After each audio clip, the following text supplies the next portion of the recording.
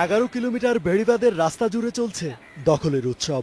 গড়ে তোলা হয়েছে অসংখ্য ব্যবসা প্রতিষ্ঠান। বাঁধের রাস্তায় যত্রতত্র ফেলা হচ্ছে ময়লা আবর্জনা। চামড়া কারখানার বর্জ্য ফেলা সহ কাঁচামাল শুকানোর কাজেও ব্যবহৃত হচ্ছে এই রাস্তা। রাস্তার উপর এটা শুকানো ঠিক নয়, এখন মনে করেন জায়গা খালি নেই বা আমরা শুকাইতে হয়, এই জন্য শুকাই। রাস্তা ঘেঁষে গড়ে তোলা হয়েছে বেশ কয়েকটি গরুর খামার।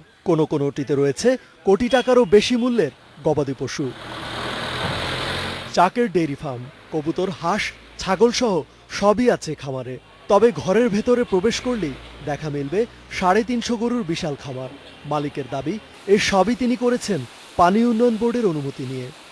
আমি পানি উন্নয়ন বোর্ডের লোকজন নিয়ে মাইপা, তারপরে কাগজ এক 3বার মাপ হয়েছে। কিছু কিছু যে আমার ওই কবুতরের খোয়ার আছে, কোথাও বলছেন ওই যে কবুতর পালি, কোথাও বলছেন ওই যে খোলা কিছু গরু বাছুর বান্ধি, এগুলো হয়তো কইতে পারে রাস্তার উপর আছে। বাঁধের পাশ ঘেঁষা সব প্রতিষ্ঠানই অবৈধ বলে জানালেন পানি উন্নয়ন বোর্ডের কর্মকর্তা। সেই যাকে ডেইরি ফার্মের কথা বলেছেন, 5 বছর বা 6 বছর আগে আমরা একবার এটা উচ্ছেদ করেছিলাম, অংশবিশেষ আমরা উচ্ছেদ করেছিলাম। কিন্তু এই উচ্ছেদ করলে কী হবে, পর্যায়ক্রমে আবার পরবর্তীতে তারা আবার হয়। যদি আমাদের পর্যাপ্ত ফান্ড দেওয়া হয় তখন আমরা এগুলো উচ্ছেদ কার্যক্রম আমরা করব, এবং অলরেডি আমাদের অবৈধ তালিকাও আমাদের করা আছে এবং প্রতিনিয়ত এটা আপডেট হচ্ছে। তবে বারবার অবৈধ দখলদারদের উচ্ছেদ করা হলেও নতুন করে আবারও গড়ে উঠছে অবৈধ স্থাপনা।